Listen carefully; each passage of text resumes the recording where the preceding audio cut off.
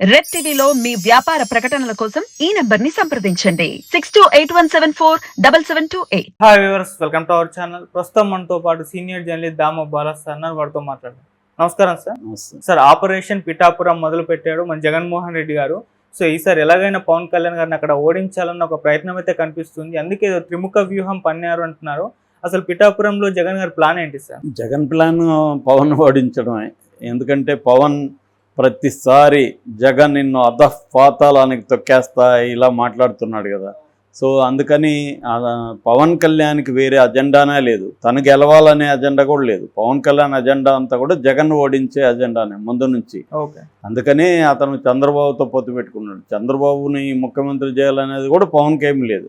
పవన్కున్న ఏకైక అజెండా ఈ 10-11 ఏళ్ళ నుంచి జగన్ని దించేయాలి. అంతకుముందేమో జగన్ని రాజకీయాల్లోకి రానివ్వను, నువ్వు ఎట్టి పరిస్థితుల్లో నేను ముఖ్యమంత్రి అవ్వడు అని చెప్పేవాడు. అంతకుముందు అయ్యాడు, అయినాక ఇప్పుడు నిన్ను దించేస్తానని చెప్తున్నాడు.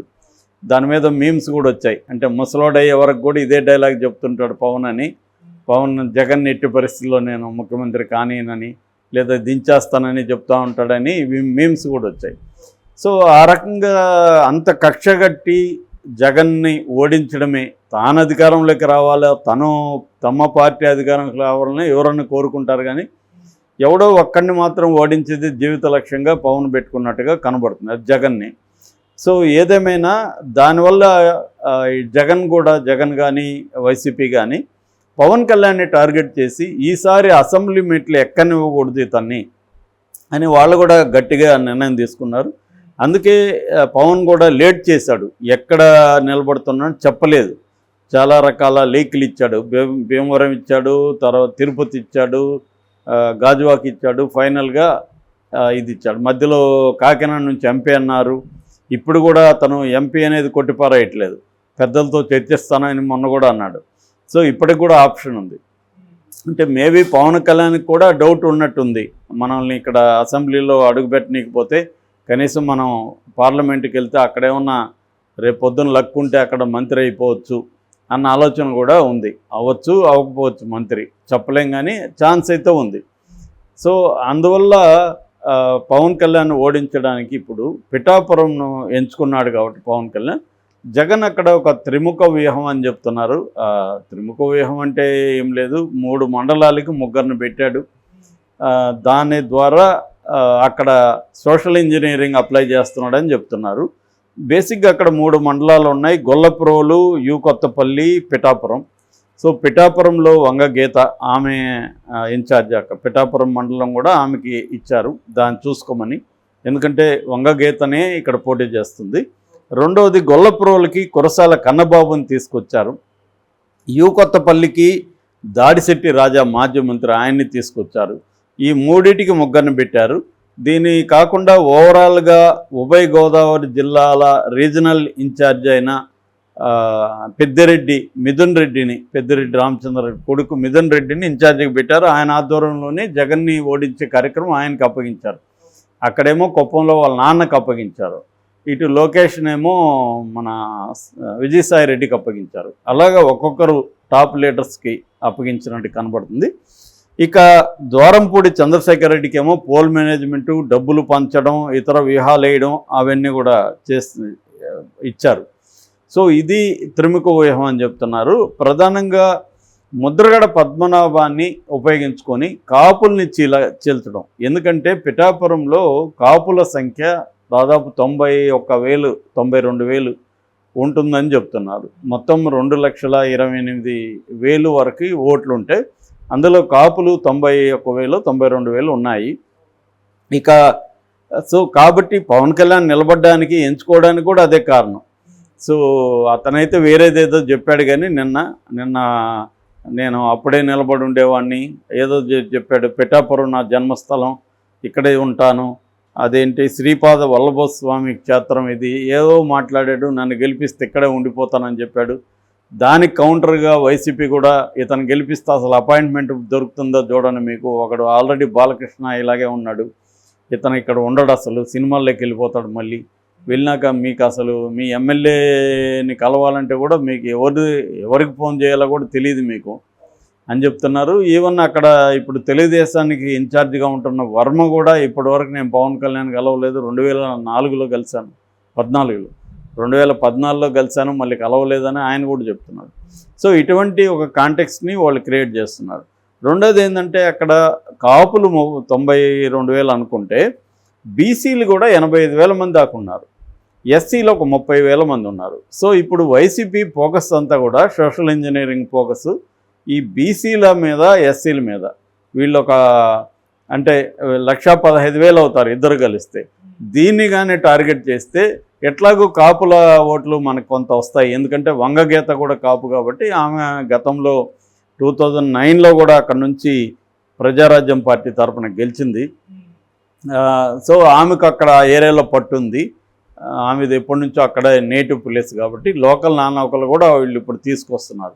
కాబట్టి కాపుల్లో మనకు ఎలాగో వస్తుంది. అలా కాకుండా బీసీలో, ఎస్సీల్లో ఈ రెండు బలమైన ఓట్లు.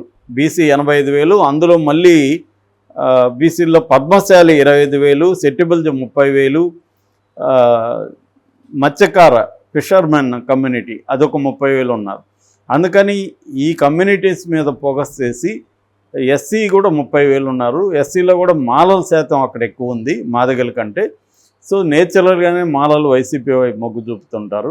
సో జనరల్గానే జగన్కి పాజిటివ్గా ఉంది అక్కడ. దాంతోపాటు ప్రత్యేకంగా కేంద్రీకరించడం కోసం ఈ స్థాయి నాయకుల్ని ఇంకే నియోజకవర్గంలో కూడా జగన్ దించలేదు. సో ఈ స్థాయి నాయకులు దించి ఒక్కొక్క ఆర్గనైజేషన్ టార్గెట్ చేయడం. మరోవైపు ముద్రగడని రంగంలోకి దించారు. ముద్రగడకు కూడా ఆ ఏరియాలో మంచి పట్టుంది. ఆల్రెడీ ముద్రగడ గొల్లప్రోలుకు సంబంధించి ఒక రహస్య సమావేశం కాపు నాయకులతో వేశాడని చెప్తున్నారు. ఎందుకంటే ముద్రగడ కూడా పవన్ కళ్యాణ్ ఓడించడం ఒక పర్సనల్గా తీసుకున్నాడు. గతంలో కూడా ఛాలెంజ్ చేశాడు, పిఠాపురం నుంచి ధైర్యం ఉంటే మీరు పోటీ చేయండి అని ఛాలెంజ్ చేశాడు. ఇప్పుడు నేను పార్టీలో ఉన్నాను కాబట్టి నేను ఆ ఛాలెంజ్కి కట్టుబడలేదు, అప్పుడు ఇండిపెండెంట్గా ఉన్నాను కాబట్టి చేశాను. ఇప్పుడు పార్టీ నిర్ణయాన్ని నేను అమలు చేస్తాను, పార్టీ చెప్పిన వాళ్ళు నేను గెలిపించిస్తాను అనేది ముద్రగడ కూడా చెప్పాడు. సో ముద్రగడ ఓవరాల్గా పవన్ కళ్యాణ్ స్టేచర్ని కాపుల్లో దెబ్బకొట్టడం, ప్రత్యేకంగా పిఠాపురంలోనే ముద్రగడకి కూడా బాధ్యతలు అప్పగించినట్టు తెలుస్తుంది. సో ముద్రగడ కూడా ఒకవైపున ఈ కాపు నాయకులంతా కలవడం అది చేస్తున్నాడు. మరోవైపు వీళ్ళు ఈ కురసాల కన్నబాబు కానీ, దాడిశెట్టి రాజా కానీ, ఈ మన ద్వారంపూడి చంద్రశేఖర్ రెడ్డి కానీ వీళ్ళంతా కూడా మిథున్ రెడ్డి నాయకత్వంలో పనిచేస్తున్నారు. సో ఇక్కడ ఏంటంటే ఇంకొకటి తెలుగుదేశం ఫ్యాక్టర్ కూడా ఎంత ఉందని చూడాలి. ఇప్పుడు ఎస్ఎన్ఎస్వి వర్మ అక్కడ ఉన్నాడు, ఎస్విఎస్ఎన్ వర్మ. ఈ ఎస్విఎస్ఎన్ వర్మ గతంలో 2014లో తెలుగుదేశం రెబల్గా ఇండిపెండెంట్గా నిలబడి గెలిచి తర్వాత తెలుగుదేశంలో చేరిపోయాడు. మళ్ళీ 2019లో ఇచ్చారు కానీ అక్కడ పెన్నెం దొరబాబు చేతిలో ఓడిపోయాడు. సో ఇప్పుడు పవన్ కళ్యాణ్ సీటు కానీ పెద్ద ఎత్తున అక్కడ బండబూతులు తిట్టారు, పెద్ద ఎత్తున ఉద్యమం చేశారు, తగలబెట్టారు, అవన్నీ చేశారు. అయినా చంద్రబాబు మళ్ళీ పిలిచి అతనికి నేను ఎమ్మెల్సీ ఇస్తాను నీకు అని హామీ ఇవ్వడంతో చల్లబడ్డాడు. కానీ అక్కడ మళ్ళీ గొడవలు జరుగుతున్నాయని చెప్తున్నారు. జనసేన తెలుగుదేశం మధ్య గొడవలు జరుగుతున్నాయి. జనసేన వాళ్ళు తెలుగుదేశం కేడర్ మీద దాడులు చేశారని చెప్తున్నారు. దానికి సంబంధించి మేము బానిసలం కాదు, మేము గెలిపిస్తానని అర్థం, మేము బానిసలం కాదని ఈయన కూడా స్టేట్మెంట్ ఇచ్చాడు. నిన్న కూడా నేను వర్మ ఒక ఇంటర్వ్యూ చూస్తే ఆయనలో ఎక్కడా ఉత్సాహం లేదు. చెబుతున్నాడు గెలిపిస్తాను అంటున్నాడు, అదే చెబుతున్నాడు తప్ప ఒక ఊపు ఉత్సాహం ఏమీ కనబడలా. చాలా డల్గానే ఉన్నాడు.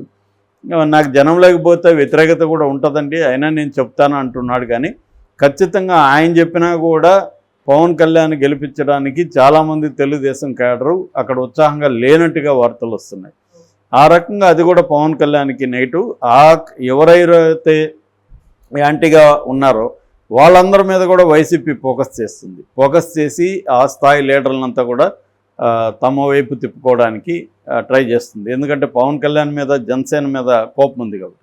అసలు ఓవరాల్గానే చాలామంది సీనియర్ విశ్లేషకులు కావచ్చు, రాజకీయాల్లో ఎప్పటి నుంచో ఉన్న సీనియర్ రాజకీయ నాయకులు కావచ్చు చెప్పేది ఏంటంటే ఓవరాల్గా జనసేన ఓటు తెలుగుదేశానికి పడుతుంది కానీ తెలుగుదేశం ఓటు జనసేనకు పడదు అనేది ఎక్కువ మంది చెబుతున్నారు.